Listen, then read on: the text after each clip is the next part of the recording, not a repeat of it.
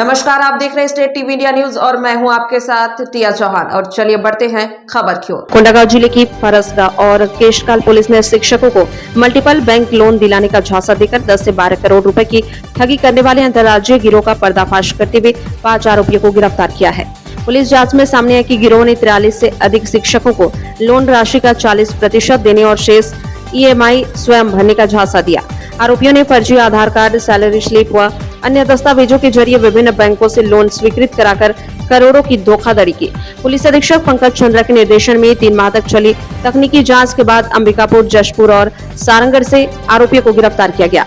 उनके कब्जे से मोबाइल, लैपटॉप, बैंक दस्तावेज, चेकबुक, पासबुक, ATM कार्ड और रजिस्टर जब्त किए गए हैं। पुलिस गिरोह के अन्य सदस्यों की तलाश में जुटी है। कोंडागांव जिला ब्यूरो चीफ फागू यादव की रिपोर्ट।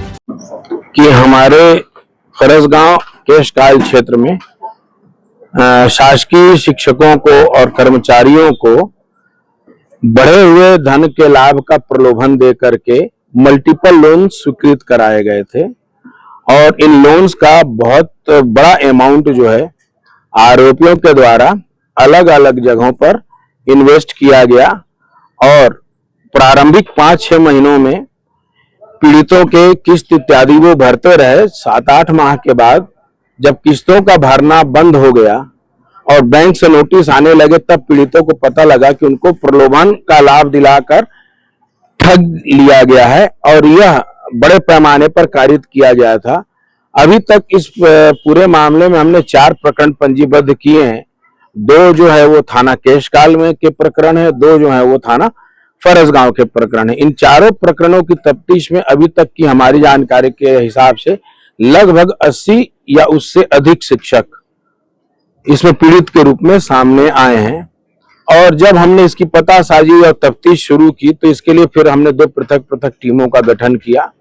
एक टीम का नेतृत्व SDOP केशकाल अरुण नेताम और विकास बघेल कर रहे थे और दूसरी टीम अभिनव उपाध्याय और श्रीवास के नेतृत्व में काम कर रही थी। इन टीमों ने फिर अपनी एक कार्य योजना बनाई और कार्य योजना को उन्होंने क्रमशः बड़े अच्छे तरीके से फलीभूत किया, जिसका परिणाम आज हमारे सामने है। मल्टीपल बैंक्स इसमें इन्वॉल्व हुए हैं। HDFC, ICICI bank, SBI bank, Chhattisgarh ग्रामीण बैंक, इन बैंकों से पीड़ितों को लोन दिलाया गया है। लोन दिलाने के लिए जो प्रक्रिया थी उसमें इन्होंने एक लूप होल खोजा और उस लूप होल का हमारे आरोपियों ने बड़े अच्छे से फायदा उठाया है। किसी एक बैंक से जब हम लोन लेते हैं तो 6 से 7 दिन फ्लोट होने में लगता है, जो कि उनके सिविल स्कोर और अन्य ऑनलाइन ट्रांजैक्शंस में दिखता है। तो इन्होंने क्या किया कि A बैंक से इन्होंने पहले दिन लोन दिलाया और उस लोन को दर्शित होने में चूंकि 5 से 6 दिन लगते हैं तो उन्होंने दूसरे या तीसरे दिन B बैंक से भी लोन दिला दिया। अब B बैंक को ये तथ्य मालूम नहीं है कि उसने A बैंक से लोन लिया हुआ है, क्योंकि वो 6वें या 7वें दिन फ्लोट होगा या स्क्रीनिंग करने पर दिखेगा। इस तरह से पीड़ितों को मल्टीपल लोन दिलाया गया। दूसरा, पीड़ितों के निवास स्थान और उनके पते भी कागजों में परिवर्तित कर दिए गए ताकि लोन और आसानी से मिले। हमने कई ऐसे आधार कार्ड रिकवर किए हैं जिसमें प्रार्थी जो है या पीड़ित जो है उसका मूल आधार कार्ड कोंडागांव से संबंधित है, लेकिन उस आधार कार्ड को कूटरचित करके, फोर्ज्ड करके उसको अंबिकापुर निवासी बता के वहां से भी लोन सैंक्शन कराया गया है। तो इस तरह से इस प्रक्रिया में हमको कूट रचना भी स्पष्ट रूप से प्रमाणित पाई गई है। जब ये सारी चीजें हुई उसके पश्चात टीमों ने विभिन्न जगहों पर धरपकड़ और दबिश देना आरंभ किया और इस दबिश के परिणाम स्वरूप सन्ना जशपुर से हमने वीरेंद्र तिर्की को गिरफ्तार किया है। जो टीम सरगुजा गई थी उसने सोनी को गिरफ्तार किया और इसी तरह से एक टीम हमारी सारंगढ़ गई थी जिसने इस मामले में लोन एजेंट की मुख्य भूमिका निभा रहे जांगड़े जी को गिरफ्तार किया है। इसके अलावा एक अन्य प्रकरण में, इसी भांति के अन्य प्रकरण में निरुद्ध शिव शंकर की भी भूमिका हमने देखी कि हमारे केस में भी पाई गई।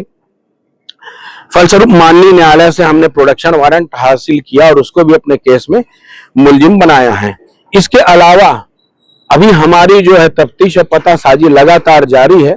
आने वाले दिनों में आपको और गिरफ्तारियां प्रकरण में दिखेंगी और इन लोगों के द्वारा जो संपत्तियां अर्जित की गई है इस अवधि में, उन संपत्तियों की भी पतासाजी की जा रही है और उन संपत्तियों के लिए भी फिर हम अग्रिम वैधानिक कार्रवाई करेंगे ताकि पीड़ितों को कुछ राहत मिल सके। सर, जब लोन ले रहे थे उस दौरान तो बाकायदा ये बताया जा रहा है कि 60% जो लोन दिलवाने हैं उनको और 40% तुम रखो, और 40% के शिक्षक लोग बाकायदा फायदा पा चुके हैं और उसका लाभ अर्जित किया है, लेकिन वो छुपाया गया, इन पर क्या करें? नहीं, ये छुपाने वाली बात नहीं है।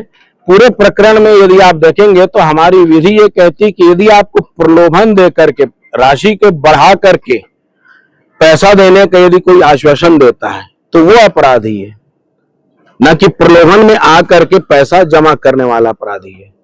तो इस मामले में भी यही है कि इन्होंने प्रलोभन उनके मन में कारित किया और उनसे